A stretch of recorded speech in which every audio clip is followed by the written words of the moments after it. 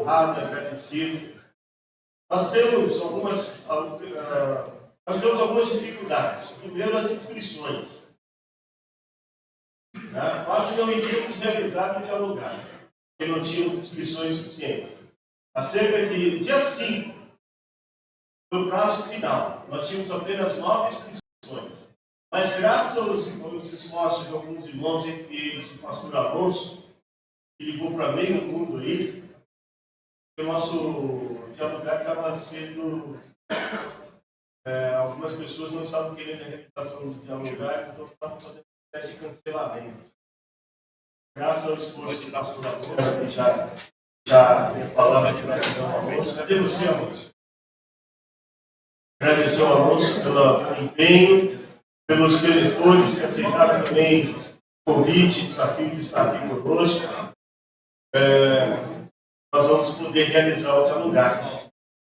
Então, primeiramente, eu quero convidar você a agradecer a Deus. E depois o pastor Fernando, pastor Fernando, só quero pedir a gente de Deus que você evitem passar aqui, a câmera. Depois o Anderson vai ter que fazer alguns cortes. Lembrando os irmãos que não vai ser transmitido online. Depois estará disponibilizado no site, no YouTube da nossa ordem, posteriormente. E vai ser gravado mesmo, vai ser online. Então, quero agradecer a todos, pastor Fernando. Quero também, de uma forma especial, agradecer ao pastor Fernando pelo acolhimento, pela liberalidade do espaço que deixa. Tá? O pastor Fernando também enfrentou algumas lutas aí essa semana. Não cabe nem falar.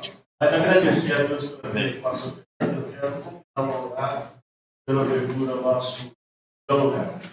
Esse dialogar, ele retorna depois de alguns anos parados. A pastor Edivaldo, que participou da primeira edição, Edivaldo Rosa, que utilizou a primeira edição, depois. Foram quantos anos? 7 ou 8 anos, aí parou, e agora estamos retornando. É um desafio. Tá? É um desafio para nós, como ordem, pastores, porque, principalmente no tempo que as pessoas querem impor as suas posições, seus posicionamentos, não querem dialogar, sobre dialogar, alguns parecem. Então, cabe a nós, como batistas, rompermos essas barreiras. Tá? Eu agradeço a Deus pela vida dos nossos pastores, dos leitores, aceitaram esse desafio.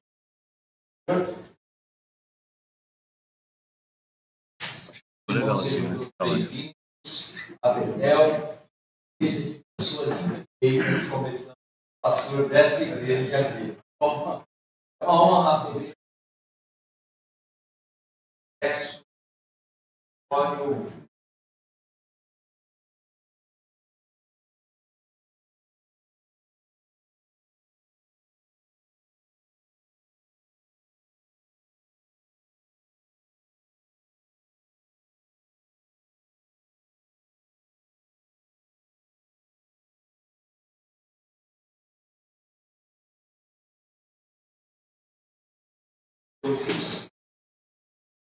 Orar isso não é só uma orientação, alguns não precisam,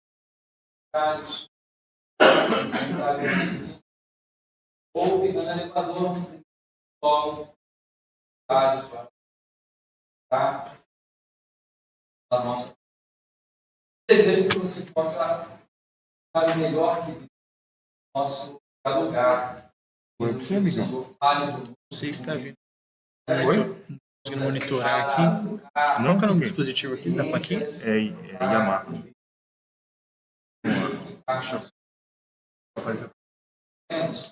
MG12, uma coisa assim. MG? Isso aí.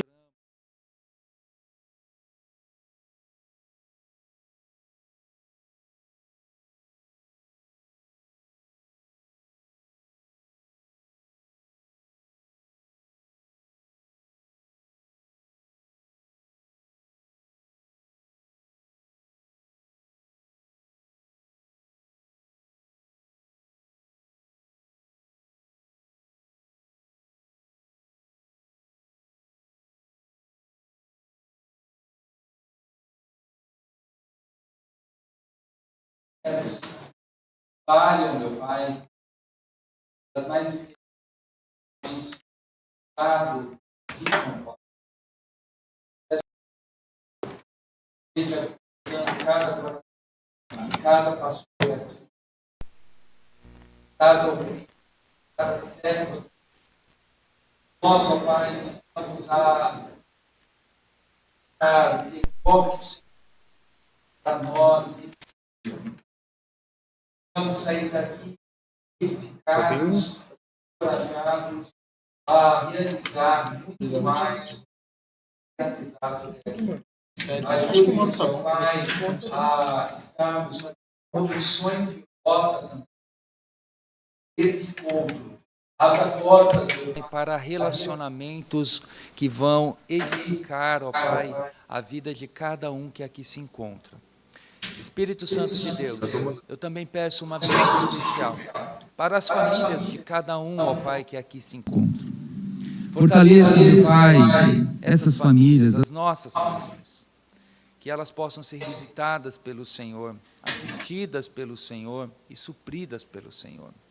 E se algum dos teus servos que aqui se encontra está fraco, abatido, que o Senhor possa, meu Pai, usar a comunhão que aqui está sendo, meu Pai, presente com o teu Santo Espírito, para curar esse coração, fortalecê-lo pelo poder do nome de Jesus.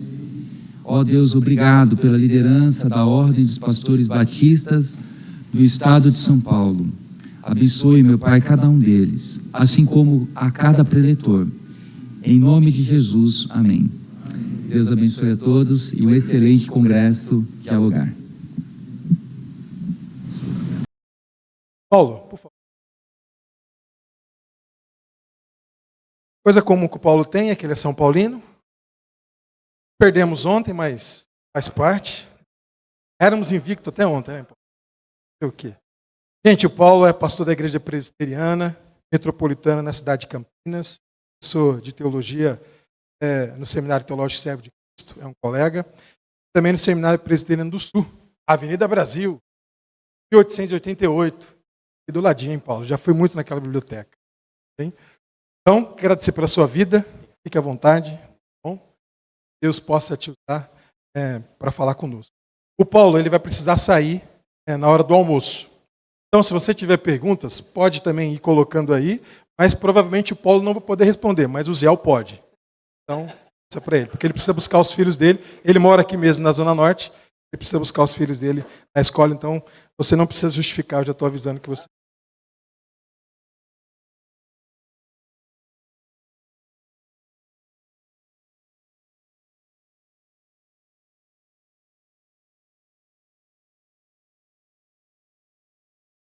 Queridos primos, irmãos.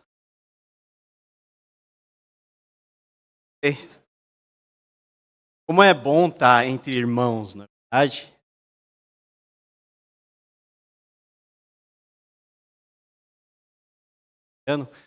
Sempre bom. Estamos, não antes assim, na verdade é uma piscina.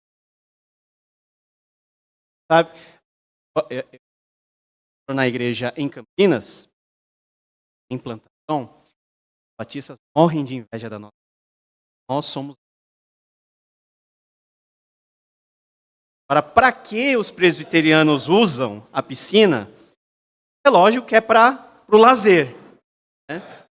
Porque para o batismo poucas gotas são necessárias para nós. Então somos ainda econômicos com os recursos que Deus nos dá.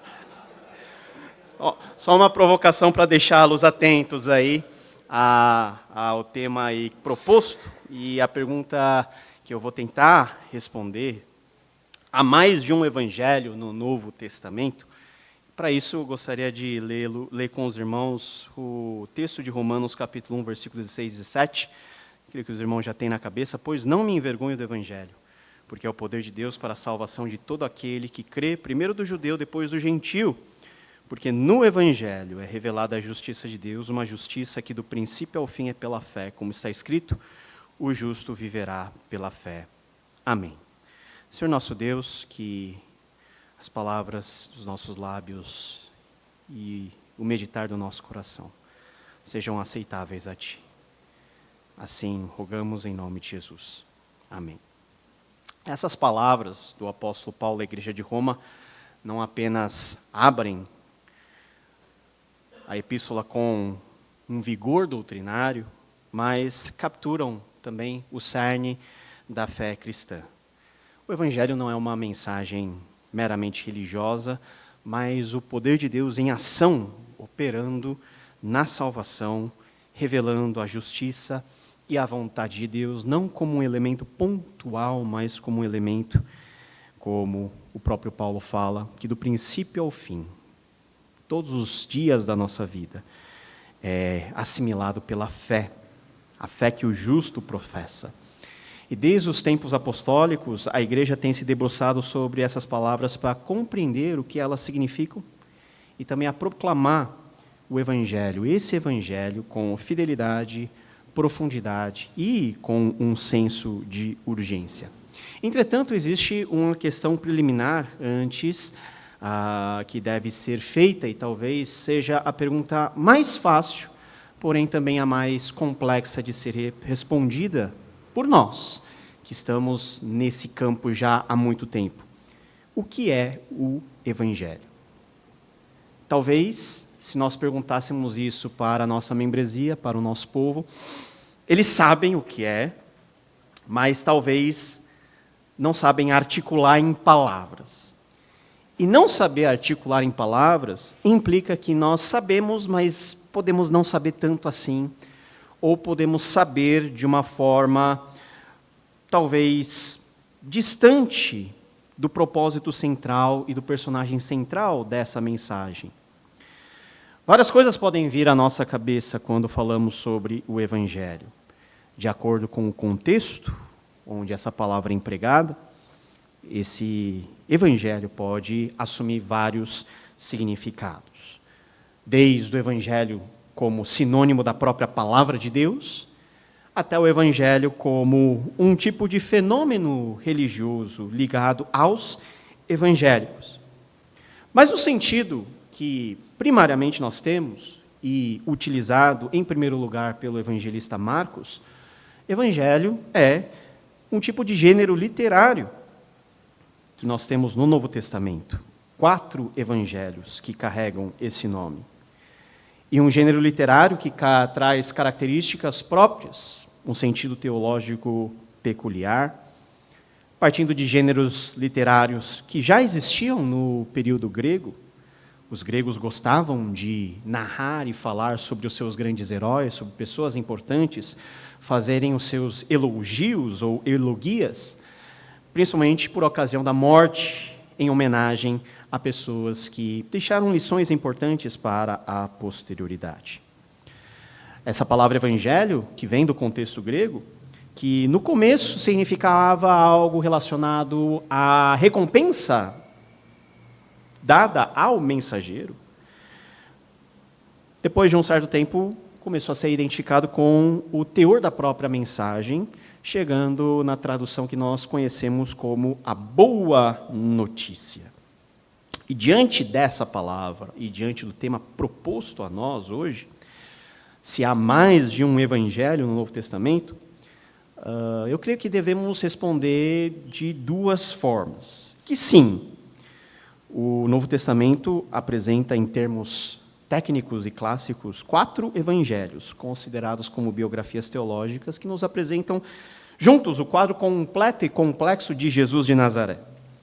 Mas, também, o Novo Testamento fala de um só evangelho, no que tange a mensagem associada ao evento Cristo, ou seja, a encarnação, a morte, a ressurreição de Jesus, que se transforma no cerne da proclamação da Igreja de Jesus ao longo desses 2000 anos de história. Então, talvez clarificar os termos seja algo importante nesse primeiro momento para respondermos de forma mais assertiva à pergunta proposta.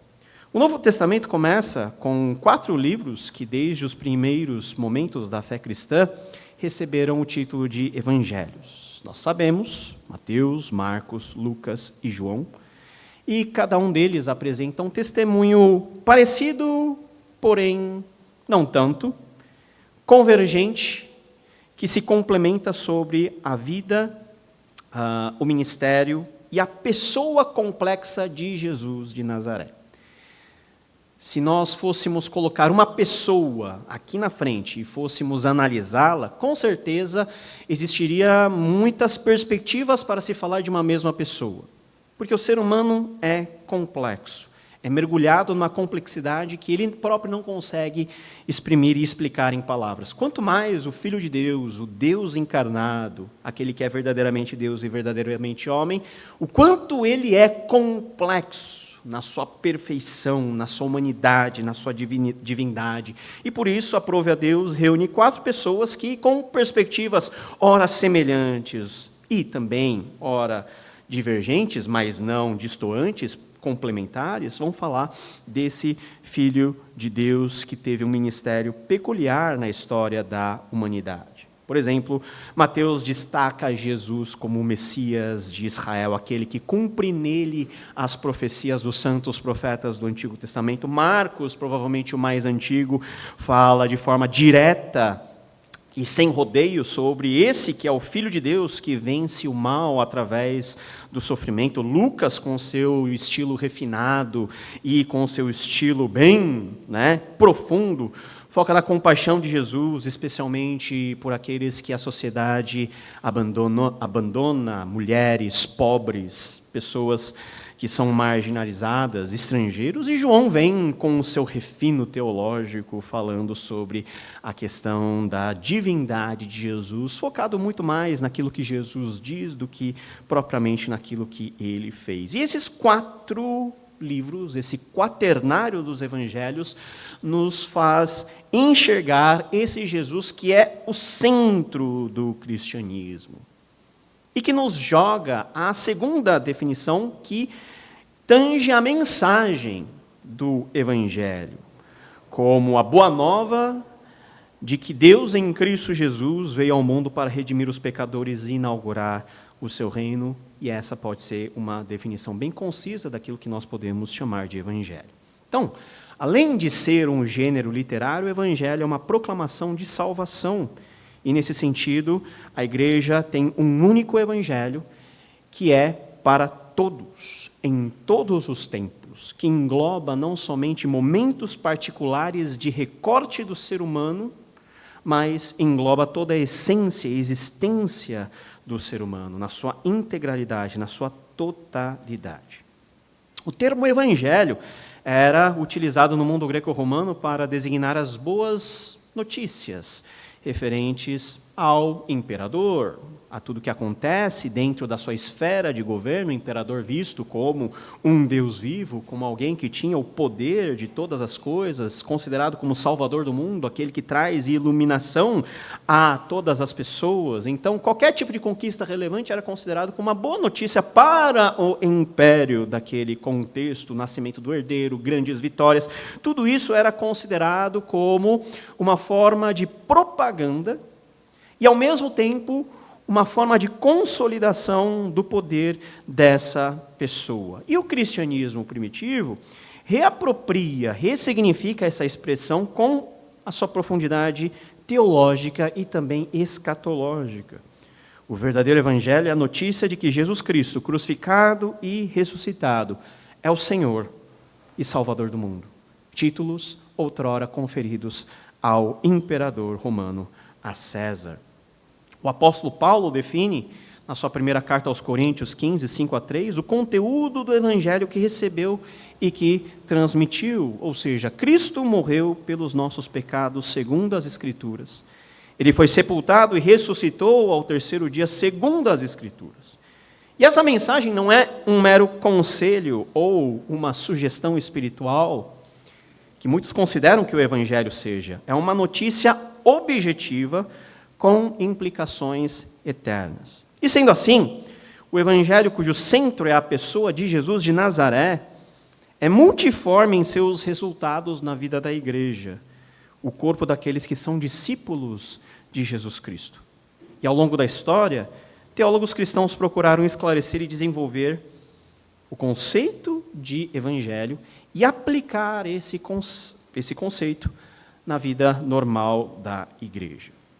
E, como nós estamos num ambiente de diálogo, eu gostaria de trazer para a mesa de discussão 4 pessoas, 4 pensadores que, de forma bem pedagógica e de forma bem popular, tentaram explicar, cada qual do seu modo, o que para eles significa o Evangelho.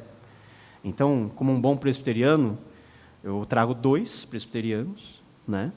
Eu trago 2 anglicanos também, para nós fazermos essa discussão, né? Começando com Calvino e o Timothy Keller, e recheando aí com 2 anglicanos muito legais, o Michael Burt e o Tom Wright.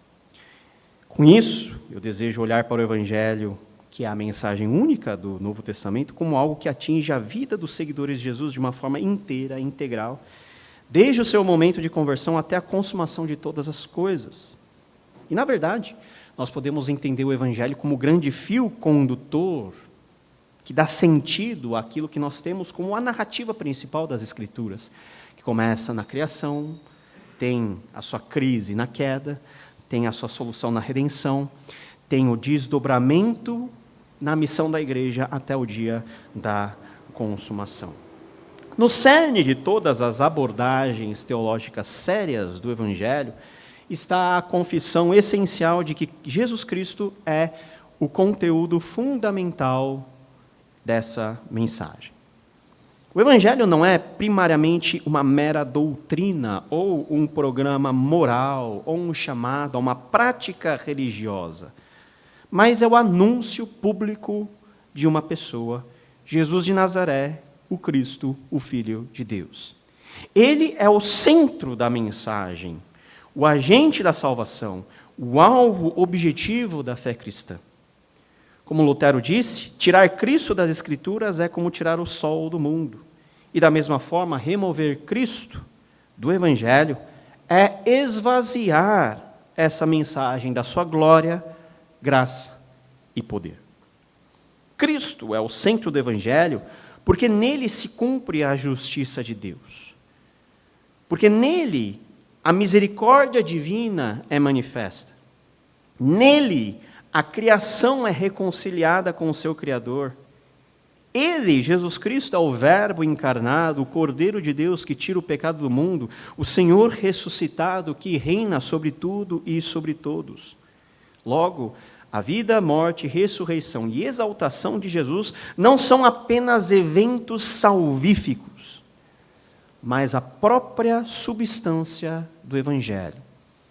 O próprio fio condutor desse Evangelho, os pontos e as colunas que sustentam essa mensagem. Portanto, proclamar o Evangelho é, acima de tudo, proclamar a Cristo, esse ressurreto. É segui-lo, viver conforme a sua vontade.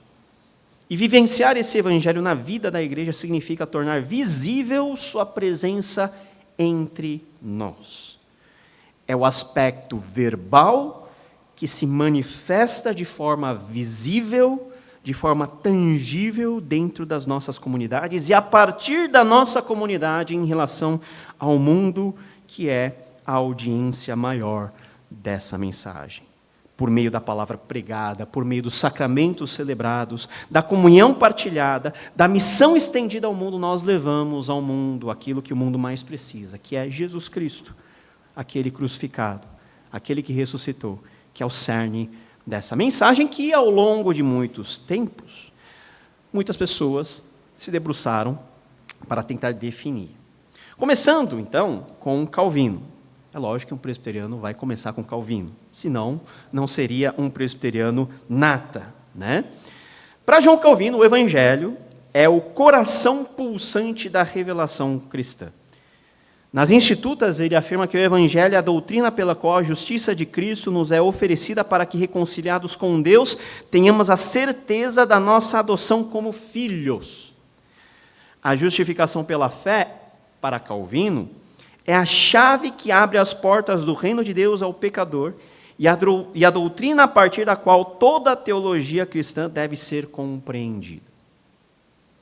A lei, segundo Calvino, revela a nossa miséria, expondo a nossa incapacidade de cumprir os bons propósitos de um Deus justo. Mas o Evangelho revela a misericórdia e a graça desse Deus que em Cristo providencia aquilo que Ele exige, inclusive agindo em nós para que nós possamos obedecer a Deus.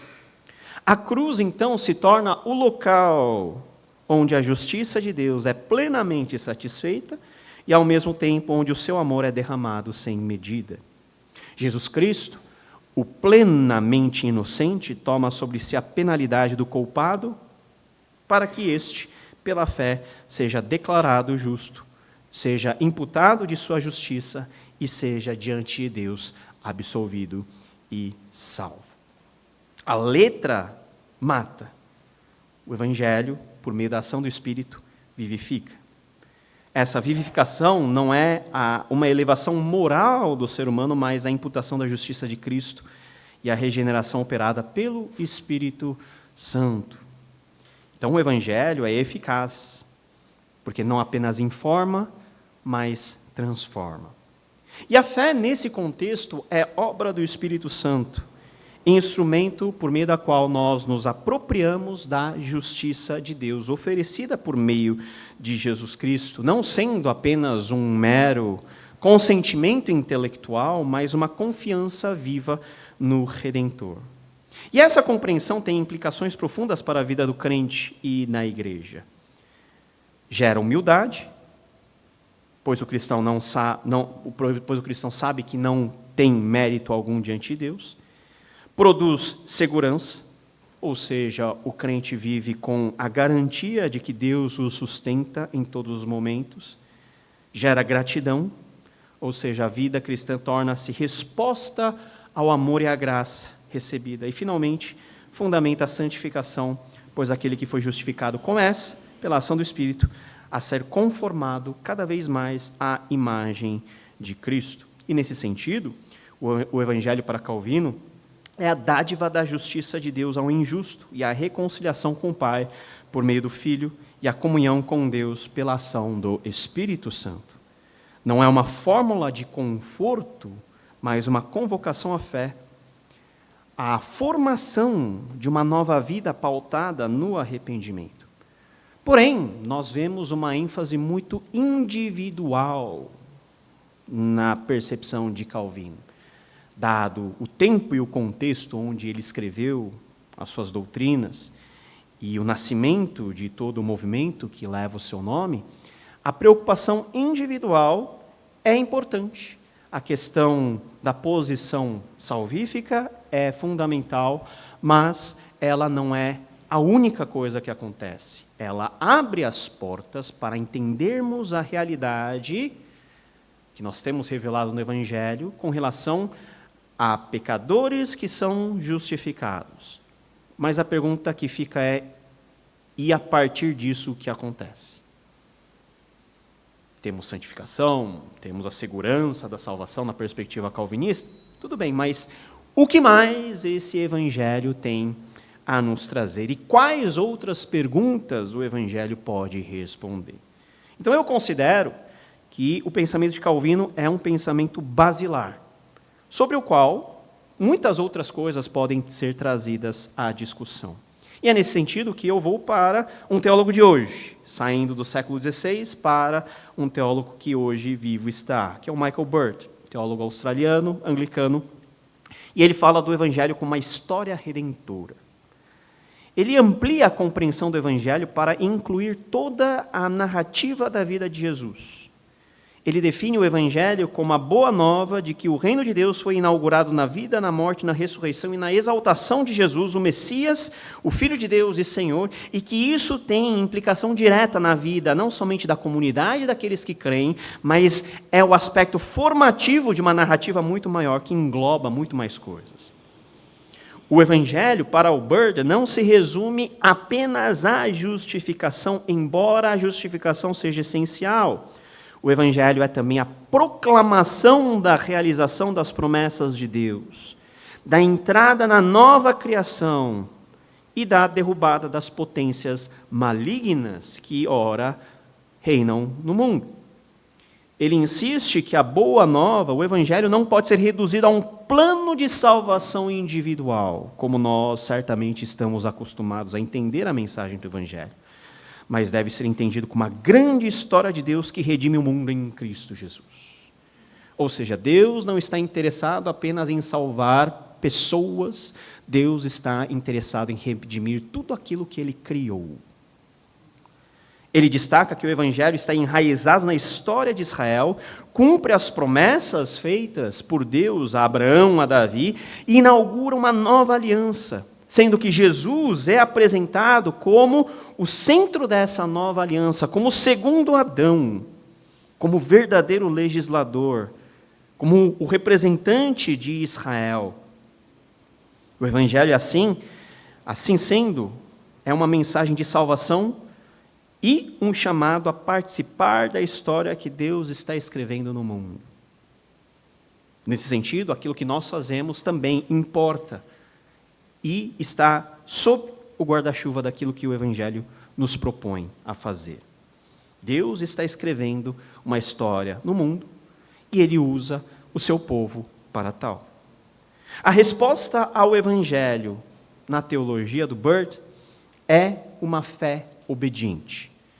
Não uma fé abstrata, mas uma convicção viva em Jesus como Senhor e Rei de todas as coisas. Trazendo Jesus apenas do seu âmbito espiritual ou espiritualista para o âmbito da realidade tangente de todas as coisas visíveis e tangíveis no nosso mundo. Essa fé leva a lealdade ao reino de Deus, à santidade pessoal e ao engajamento com as necessidades de um mundo que clama pela manifestação dos filhos de Deus. Assim, o Evangelho reorienta toda a cosmovisão cristã e forma discípulos que anunciam e vivem a esperança da restauração de todas as coisas. Voltando um pouquinho para a tradição calvinista, agora analisando um pouquinho sobre como Tim Keller, pastor presbiteriano, já na glória, como que ele pensa o Evangelho? Ele pensa o Evangelho como paradoxo da graça. Tim Keller oferece uma definição profundamente pastoral do Evangelho, dizendo o seguinte: somos mais pecadores do que ousamos acreditar e mais amados do que ousamos esperar ao mesmo tempo. O Evangelho é uma mensagem, então, que humilha e exalta, pois, de uma forma, confronta o nosso orgulho com a gravidade do pecado e, ao mesmo tempo, consola o nosso desespero com a vivência transformadora da graça de Deus aplicada em nossas vidas. O Tim Keller, ele destaca que o Evangelho não é apenas o ABC da vida cristã, mas o A a Z. É a fonte de transformação pessoal da identidade cristã, da missão do mundo e da forma como nos relacionamos uns com os outros. E ao mostrar que a salvação é inteiramente pela graça, o Evangelho gera humildade, coragem e amor. Humildade, porque nada podemos reivindicar com o mérito diante de Deus. Coragem, porque fomos aceitos por Deus em Cristo Jesus. Amor, porque fomos amados de forma incondicional. O Keller argumenta que o Evangelho não apenas nos salva, mas também nos muda profundamente em todas as dimensões da vida. No campo emocional, por exemplo, nos liberta da ansiedade e da culpa. No campo relacional, reconstrói comunidades marcadas pela dor. Ou seja, a igreja assumindo o seu papel de grande reconciliador no mundo. No campo cultural, fornece recursos morais e espirituais para o engajamento com a sociedade sem assimilação, mas também sem isolamento.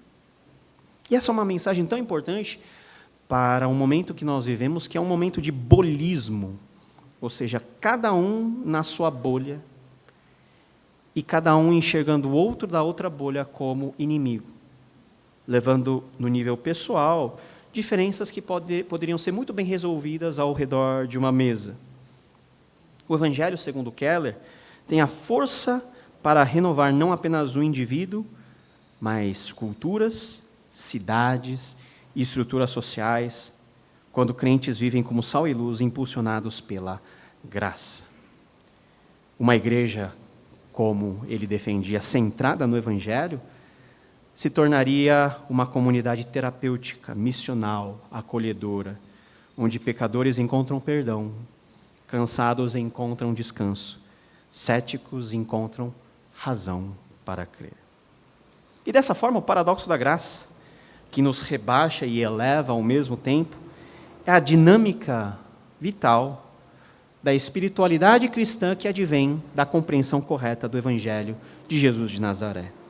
É a partir dela que a igreja pode viver a verdade, a graça, justiça, misericórdia, doutrina sólida e um coração compassivo, indo na posição talvez contrária a muitos de nós, que polarizamos uma coisa em detrimento da outra. Mas quando o Evangelho nos chama a sermos tudo isso, ao mesmo tempo, de forma concorrente, ou seja, correndo juntos, para que o mundo tenha em nós um testemunho correto daquilo que é verdadeiramente o Evangelho.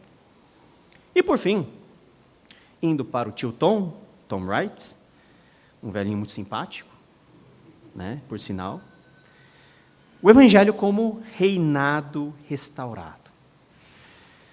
Wright leva a reflexão a um patamar ainda mais integrador. Para ele, o Evangelho é a boa nova de que Deus se tornou rei em Jesus Cristo.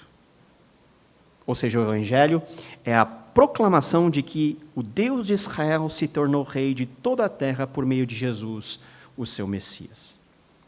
Wright, ele critica a redução do Evangelho a um plano de salvação individual e meramente espiritual. Por isso que muitos calvinistas batem no Wright.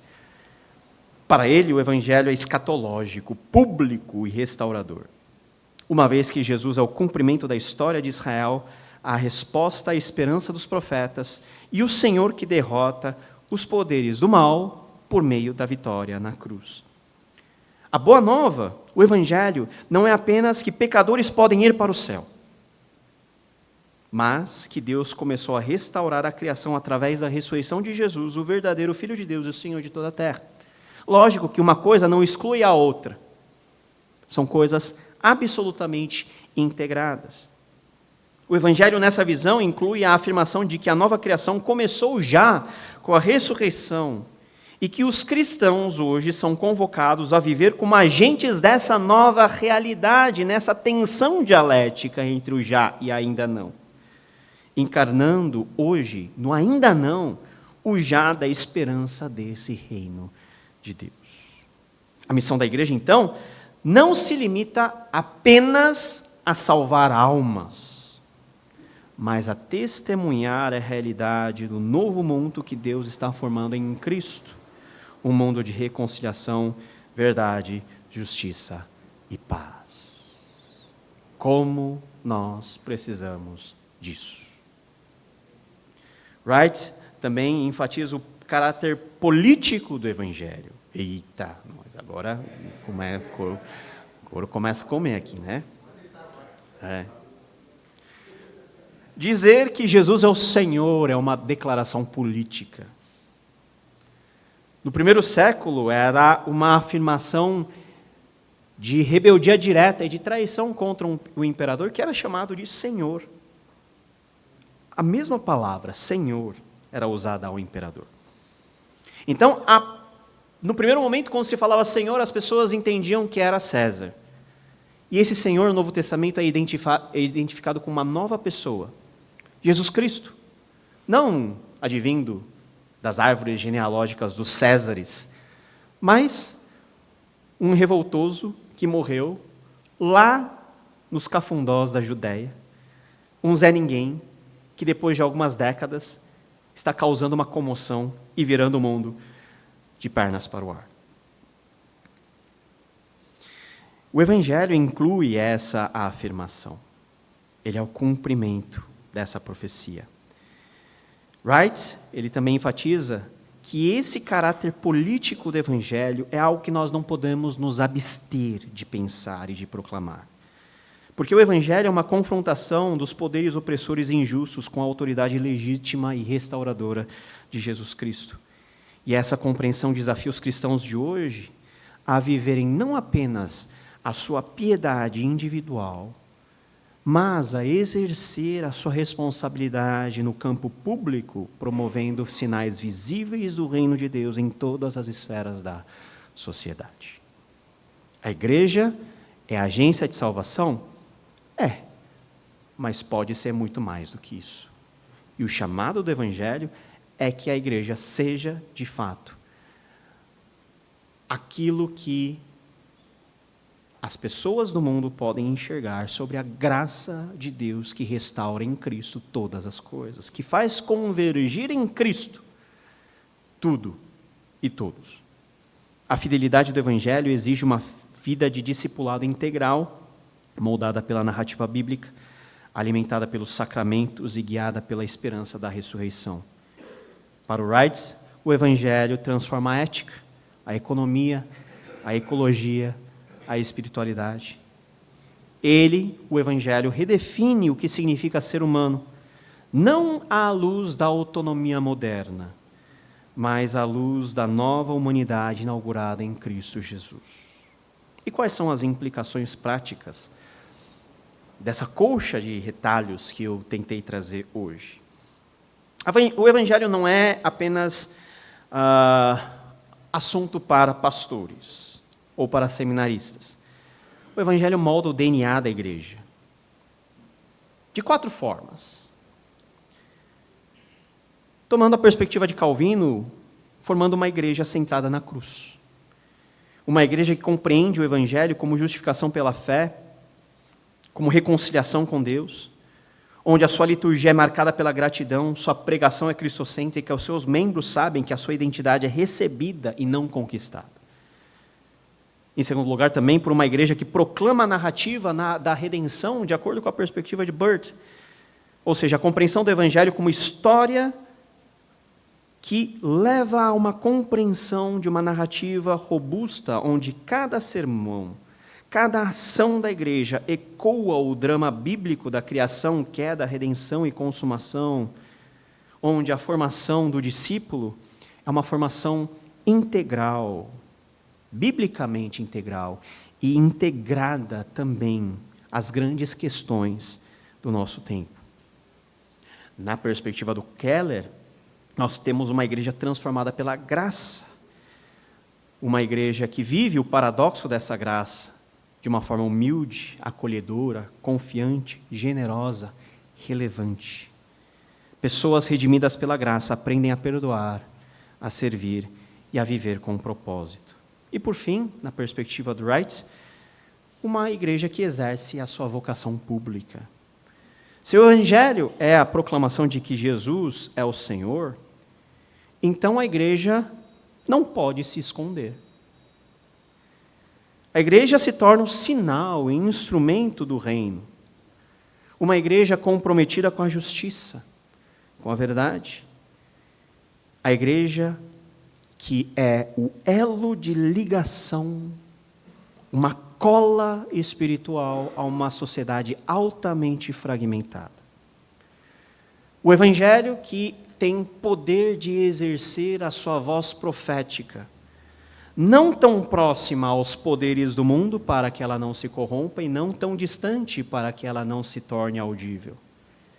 Numa distância onde ela possa sempre criticar, sempre apontar o dedo, quase nunca bater palmas, porque essa é a nossa função. A nossa função é uma função advinda dos grandes profetas da tradição hebraica. É criticar mesmo. É enxergar sempre o padrão de Deus diante daquilo que os seres humanos fazem. E, nesse sentido, a igreja tem uma voz pública. A jornada pela compreensão do Evangelho, desde os evangelhos canônicos até aquilo que os teólogos nos ajudaram a costurar como uma única mensagem do Evangelho, nos conduz de volta às palavras do apóstolo Paulo. No Evangelho é revelada a justiça de Deus. Essa justiça que não é apenas o padrão moral e divino, mas a sua ação salvadora que justifica, reconcilia e renova.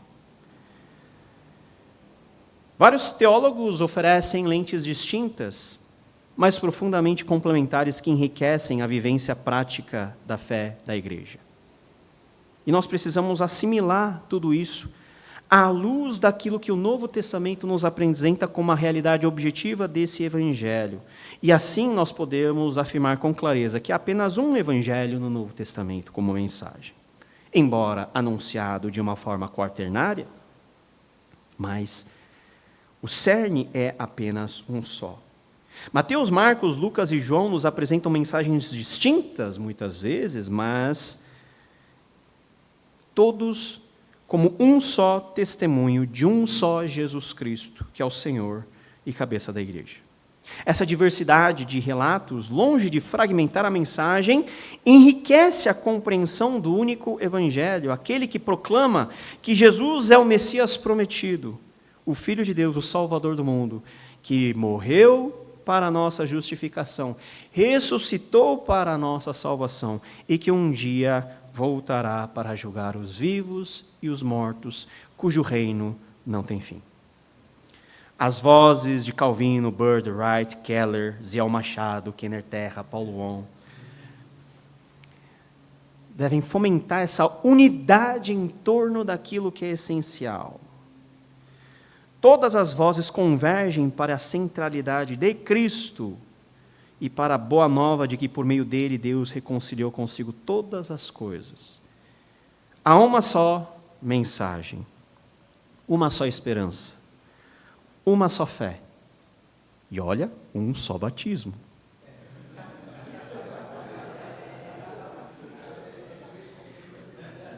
O Evangelho é um, certo?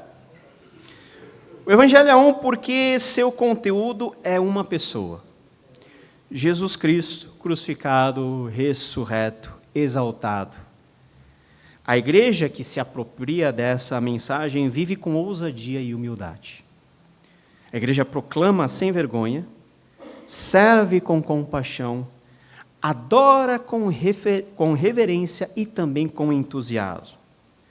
A igreja não é comunidade perfeita, nunca será, mas é uma comunidade que, a despeito da sua imperfeição, é chamada a ser perdoadora, em constante renovação no Evangelho que salva, no Evangelho que transforma, no Evangelho que nos envia a um mundo sedento pelo Evangelho. Nós sabemos que o mundo está sedento por essa única mensagem.